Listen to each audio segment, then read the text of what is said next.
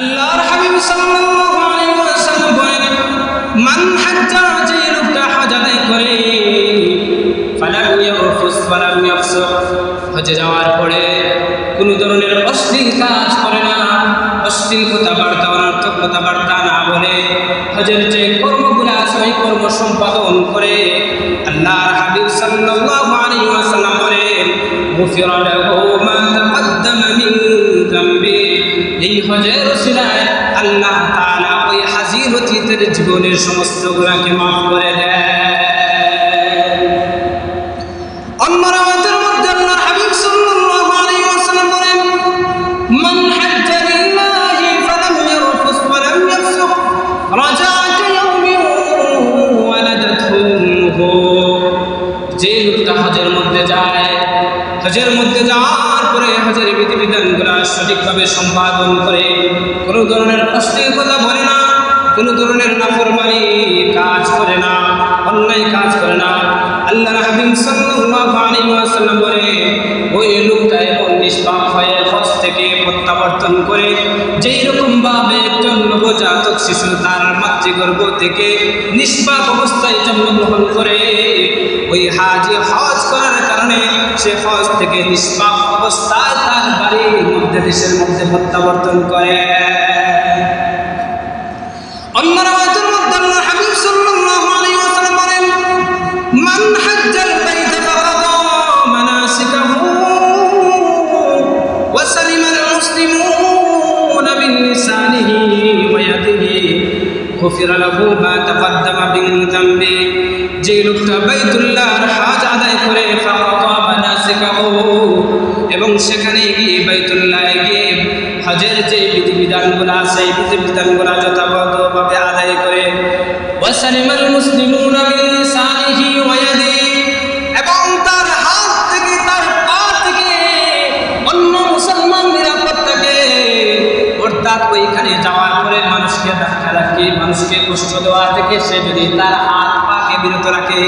কারণ আজকে হজের সফরের মধ্যে এখানে অনেক সময় দেখা যায় মানুষ হজ্জে আসওয়াদকে চুম্বন করার জন্য কি যে একটা ধাক্কাধাক্কি লাগায়, এটা কিন্তু ঠিক না। আপনার জন্য হজ্জে আসওয়াদের চুমু খাওয়া এটা অবশ্যই ফজিলতের বিষয়, কিন্তু যদি দেখেন সেখানে অনেক বীর আছে, মানুষকে ধাক্কিয়ে মানুষকে কষ্ট দিয়ে যদি ওই হজ্জে আসওয়াদ পর্যন্ত যদি আপনার পৌঁছতে হয়, তাহলে আল্লাহর হাবিব সাল্লাল্লাহু আলাইহি ওয়াসাল্লাম বলেন, না না, ওই কাজ করা যাবে না, কোনো মুসলমানকে কষ্ট দেওয়া যাবে না, বরং আপনি দূর থেকে ইশারা করে, যদি হাত দিয়ে ইশারা করে হাতের মধ্যে যদি চুম্বন আপনি খান, তাহলে ওই যে হজ্জে আসওয়াদে চুম্বন করার যেই ফজিলত, আপনি সরাসরি চুম্বন করলে যেই ফজিলতটা আপনি অর্জন করতেন, ওই দূর থেকে ইশারা করে আপনি হাতের মধ্যে চুম্বন খেলেও ওই পরিমাণ ফজিলত আপনি হাসিল করতে পারবেন। এই জন্য আল্লাহর হাবিব বলেন যে হজের মধ্যে যাওয়ার পরে তার হাত এবং পা যদি অন্যান্য মুসলমানকে ইজা দেওয়া, কষ্ট দেওয়া থেকে সে যদি নিরাপদ রাখতে পারে, আল্লাহর হাবিব সাল্লাল্লাহু আলাইহি ওয়াসাল্লাম বলেন, ওই হাজি হজ করে যখন দেশের মধ্যে বাড়ির মধ্যে প্রত্যাবর্তন করে, আল্লাহ রাব্বুল আলামিন এর উসিলায় তার জীবনের অতীতের সমস্ত গুনাহকে আল্লাহ রাব্বুল আলামিন মাফ করে দেন। হজের মধ্যে হজ হলো এক প্রকারের হজ, যেটা বলা হয় হজ্জে মাবরুর। হজ্জে মাবরুর মানে হলো মকবুল হজ। কোন লোকের ভাগ্যে যদি মকবুল হজ জুটে যায়, হজ যদি কবুল হয়ে যায়, ওই হজ্জে মাবরুরের ফজিলতকে আল্লাহর হাবিব সাল্লাল্লাহু আলাইহি ওয়াসাল্লাম হাদিসে পাকের মধ্যে বলেন, আল উমরাতু ইলাল উমরাতি কাফফারাতুল লিমা বাইনাহুমা, এক উমরার পরে দ্বিতীয় উমরা আদায় করা, এক উমরার পরে দ্বিতীয় উমরা আদায় করা, এর মধ্যবর্তী যে গুনাহ বান্দা করবে, পরবর্তী উমরা আদায় করার কারণে এই মধ্যবর্তী যে গুনাহ আছে ওই গুনাহকে আল্লাহ রাব্বুল আলামিন দ্বিতীয়বার উমরা করার কারণে রাব্বুল আলামিন ক্ষমা করে দেন। আল্লাহর হাবিব বলেন, ওয়াল হজ্জুল মাবরুর লাইসা লাহু জাযাউ ইল্লাল জান্নাহ, যদি কোনো বান্দা বান্দির ভাগ্যে হজ্জে মাবরুর যদি জুটে যায়, আল্লাহর হাবিব বলেন ওই লোকটার দ্বিতীয় কোনো জাযা নাই, বিনিময় নাই, তার জন্য বিনিময় সওয়াব হলো একটা, এই বিনিময়টা হলো ইল্লাল জান্নাহ, জান্নাত ছাড়া আর কোনো বিনিময় হতে পারে না। অর্থাৎ হজ্জে মাবরুর যাদের ভাগ্যে হজ্জে মাবরুর জুটে যাবে, আল্লাহর হাবিব বলেন তার প্রতিদানই একমাত্র হলো জান্নাত। আল্লাহ রাব্বুল আলামিন ডাইরেক্টলি তাকে জান্নাতের মধ্যে প্রবেশ করাবেন। অন্য riwayat-এর মধ্যে আল্লাহর হাবিব বলেন তাবিউ বাইনাল হজ্জ ওয়াল উমরা ফাইন্নাহুমা ইয়ানফিয়ানিল ফাকরা ওয়াজ যুনুব। আল্লাহর হাবিব বলেন তোমরা একের পর এক ধারাবাহিকভাবে উমরা করতে থাকো। উমরা করলে টাকা পয়সা ব্যয় হয় কি হয় না? আমরা সবাই কত দেখতে পাই, বারবার উমরা করতে গেলে বারবার টাকা খরচ হয়, কিন্তু আল্লাহর হাবিব বলেন এক উমরার পরে আরেক উমরা বারবার করলে এর মাধ্যমে আল্লাহ রাব্বুল আলামিন বান্দার জীবন থেকে গুনাহকে মিটিয়ে দেন। আর তার যে ফকিরি আছে, দরিদ্রতা আছে, এই উমরা করার বদৌলতে আল্লাহ রাব্বুল আলামিন দরিদ্রতাকে দূর করে দেন। এই হাদিসের শেষে আল্লাহর হাবিব বলেন ওয়ালাইসা লিল হজ্জাতিল মাবরুরা সাওয়াবুন ইল্লাল জান্নাহ। আর হজ্জে মাবরুর যেটা আছে, এই হজ্জে মাবরুরের প্রতিদান একমাত্র হলো জান্নাত। এই হজ্জে মাবরুরের মর্যাদা কেমন? এক রাওয়ায়াতের মধ্যে এসেছে বর্ণনাকারী সাহাবী আল্লাহর হাবিব সাল্লাল্লাহু আলাইহি ওয়াসাল্লামকে জিজ্ঞেস করেন আইয়ুল আ'মালি আফদালু ইয়া রাসূলুল্লাহ, ইয়া হাবিবাল্লাহ, কোন আমলটা সর্বোত্তম?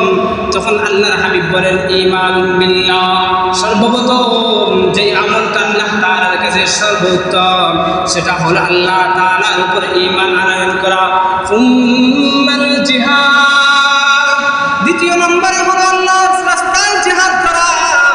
তিন নম্বরে আল্লাহর হাবিব বলেন সুম্মা হাজ্জাতুন বাররাতুন আও হাজ্জাতুন মাবরুরাতুন। তৃতীয় নম্বরে আল্লাহ তাআলার কাছে সর্বাধিক গুরুত্বপূর্ণ ইবাদত যেটা, সেটা হলো হজ্জে মাবরুর। মকবুল হজ আল্লাহ তাআলার কাছে সবচেয়ে গুরুত্বপূর্ণ ইবাদত, সবচেয়ে গুরুত্বপূর্ণ প্রিয় আমল। সম্মানিত হাজিরিন, নারী পুরুষ অনেক সময় নারীদের মধ্যে অনেকে হজ করে থাকেন, আবার বৃদ্ধদের মধ্যে অনেকে হজ করে থাকেন। এই নারী এবং বৃদ্ধ যারা আছে তাদের এই যে হজ, এই হজের প্রতিদান কেমন? হযরত আয়েশা সিদ্দিকা রাদিয়াল্লাহু তাআলা আনহা নারীদের ব্যাপারে আল্লাহর হাবিবকে জিজ্ঞেস করেন ইয়া রাসূলুল্লাহ, ইয়া হাবিবাল্লাহ, নারা আফদালাল আমালি আল জিহাদ।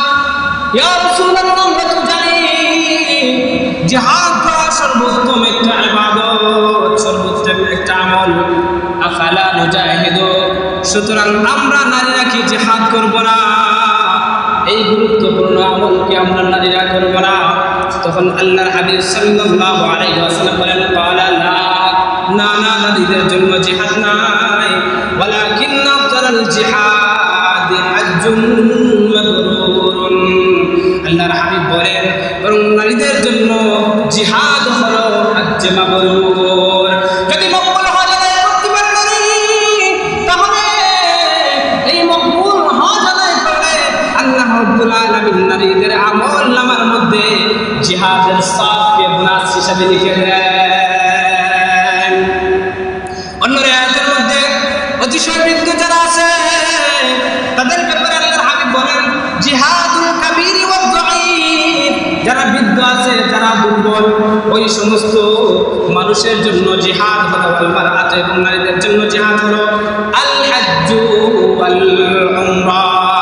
আল হজ্জ ওয়াল উমরা, হজ এবং উমরা, এই দুইটাই হলো যারা বৃদ্ধ আছে তাদের জন্য জিহাদের নামান্তর।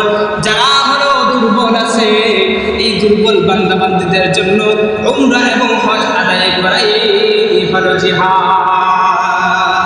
বৃদ্ধরা, তাদের জন্য জিহাদে যাওয়ার অনুমতি নেই। দুর্বল যারা আছে তাদের জন্য জিহাদে যাওয়ার অনুমতি নাই। নারী যারা আছে তাদের জন্য জিহাদে যাওয়ার অনুমতি নাই। আল্লাহর হাবিব বলেন তোমরা যদি জিহাদ যেতে যাওয়ার অনুমতি নাই, সুতরাং তোমাদের জন্য জিহাদ হলো তোমরা হজ আদায় করো, তোমরা উমরা আদায় করো। এই হজ আদায় করলে, উমরা আদায় করলে তোমাদেরকে আল্লাহ রাব্বুল আলামিন বোনাস হিসেবে জিহাদ করলে যে সওয়াব, এই জিহাদের ফজিলত আল্লাহ রাব্বুল আলামিন তোমাদেরকে দান করেন। সুবহানাল্লাহ। সম্মানিত হাজিরিন, একজন হাজী যখন হজের মধ্যে যায়, হজের মধ্যে যাওয়ার পরে হজের বিধিবিধান যখন সে সম্পাদন করে তখন সে নিষ্পাপ হয়ে যায়। আল্লাহর হাবিব সাল্লাল্লাহু আলাইহি ওয়াসাল্লাম বলেন, আল হুজ্জাজ ওয়াল উমরাউ আব্দুল্লাহ, যারা হাজি এবং যারা উমরা আদায়কারী তারা আল্লাহ তাআলার প্রতিনিধি। কাদের প্রতিনিধি? কার প্রতিনিধি? আল্লাহর প্রতিনিধি। আল্লাহর হাবিব বলেন, দাআহুম ফাআজাবুহু, আল্লাহ রাব্বুল আলামিন তাদেরকে দাওয়াত করেছেন, তারা আল্লাহর দাওয়াতে সাড়া দিয়েছে। সাআলুহুম ফাআতাহু, ওইখানে যাওয়ার পরে আল্লাহ দাওয়াত দেওয়ার পরে আল্লাহর দাওয়াতের ডাকে সাড়া দিয়ে বাইতুল্লাহর মধ্যে গিয়েছে। আল্লাহর হাবিব বলেন, ওইখানে গিয়ে হাজি উমরাকারী যা কিছু আল্লাহ তাআলার কাছে চাইবে আল্লাহ রাব্বুল আলামিন সাথে সাথে তাকে সবকিছু দিয়ে দেয়। সুবহানাল্লাহ। হজ্জে গিয়ে উমরার মধ্যে গিয়ে যা কিছু বান্দাবান্দি চাইবে আল্লাহ রাব্বুল আলামিন তাদেরকে তাই দান করবেন। এজন্য দোস্ত, এই যে হজ্জের বিধান, এই হজ্জের বিধান গুরুত্বপূর্ণ একটা বিধান, এর অনেক সওয়াব। আল্লাহর হাবিব সাল্লাল্লাহু আলাইহি ওয়াসাল্লাম বলেন, যার আন্ডারের মধ্যে সম্পদ আছে, সামর্থ্য আছে, কোনো ধরনের বাধা বিপত্তি নাই, বাধা বিপত্তি না থাকার পরেও, সম্পদ থাকার পরেও ওই লোকটা যদি হজ না করে, আল্লাহর হাবিব সাল্লাল্লাহু আলাইহি ওয়াসাল্লাম বলেন, ফালা উবালি আইয়ামুতা ইয়াহুদিয়্যা ওয়ালা নাসরানিয়্যা, সে চাইলে ইহুদি হয়ে মরুক, নাসরা হয়ে মরুক, আমার কোনো যায় আসে না। কত জঘন্যতম কথা বলেছেন। হজের সামর্থ্য থাকার পরে যদি হজ না করে, আল্লাহর হাবিব বলেছেন সে ইহুদি হয়ে মারা যাক, নাসারা হয়ে মারা যাক, আমি রাসূলের কোনো চিন্তা নাই। অথচ আমরা জানি আল্লাহ রাসূল সাল্লাল্লাহু আলাইহি ওয়াসাল্লাম তার সারাটা জীবন এই উম্মতের জন্য ফিকির করেছেন।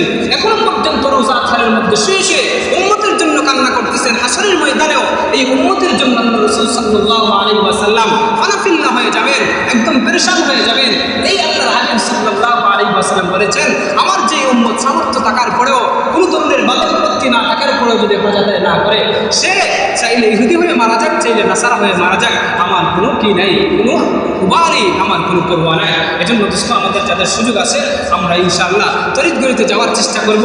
যারা এবছর যেতে পারি নাই, আগামী বছরের জন্য পাক্কা নিয়ত করব। আমি আগে থেকেই হজের নিবন্ধন করে রাখবো, কারণ নিবন্ধন করলেই যে সাথে সাথে আপনাকে হজের সুযোগ দেওয়া হবে এমন না, বরং 1 বছর 2 বছর পিছিয়ে যাইতে পারে। এজন্য আমাদের যাদের সামর্থ্য আছে আগে থেকে আমরা প্রস্তুতি নেই। আল্লাহ রাব্বুল আলামিন যেন আমাদের সবাইকে হজের গুরুত্ব বুঝে হজের বিধিবিধান যথাযথভাবে সময় থাকতে আদায় করার তৌফিক দান করেন। ওয়া আখিরু দাওয়ানা আলহামদুলিল্লাহি রাব্বিল আলামিন।